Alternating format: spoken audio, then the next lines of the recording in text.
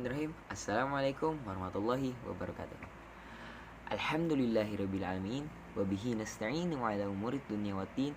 Wassalatu wassalamu ala asyrafil anbiya'i wal mursalin sayyidina Muhammadin wa ala alihi wa ashabihi wa man tabi'ahum bi ihsanin ila yaumiddin.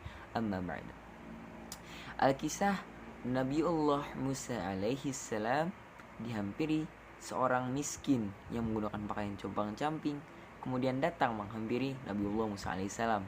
Kemudian dia berkata, "Wahai Nabi Allah, tolong doakanlah untukku agar aku menjadi seorang yang saudagar yang kaya raya." Kemudian mendengar hal tersebut, Nabiullah Musa alaihissalam tersenyum mendengarnya.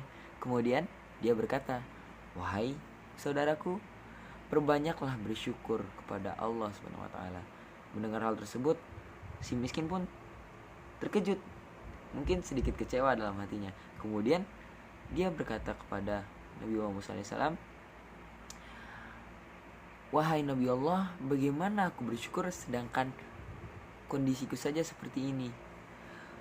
Kemudian setelah mengatakan hal tersebut, si miskin pun pergi meninggalkan Nabi Muhammad SAW sendirian.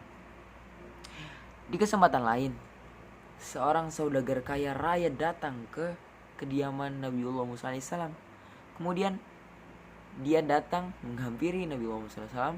Kemudian berkata, "Wahai Nabi Allah, tolong sampaikanlah kepada Allah bahwa tolong jadikan aku hanya seorang saudagar miskin saja, karena aku terganggu dengan hartaku."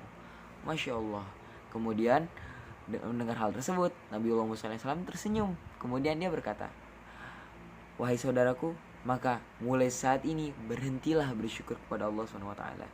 Mendengar hal tersebut, si kaya pun dia kaget. Kemudian dia berkata, "Wahai Nabi Allah, bagaimana aku berhenti bersyukur sedangkan begitu banyak karunia yang sudah diberikan kepadaku? Karena dialah aku memiliki mata untuk melihat, karenanya lah aku memiliki tangan untuk bekerja, karenanya lah aku memiliki telinga untuk mendengar, dan karenanya lah aku memiliki kaki untuk berjalan. Bagaimana aku bisa berhenti bersyukur, wahai Nabi Allah?" Kemudian terjadi perbedaan mencolok di antara keduanya. Si miskin yang semakin miskin karena tidak tahu bersyukur kepada Allah. Kemudian si kaya yang semakin kaya dan bahagia karena bersyukur kepada Allah Subhanahu wa taala. Masya Allah.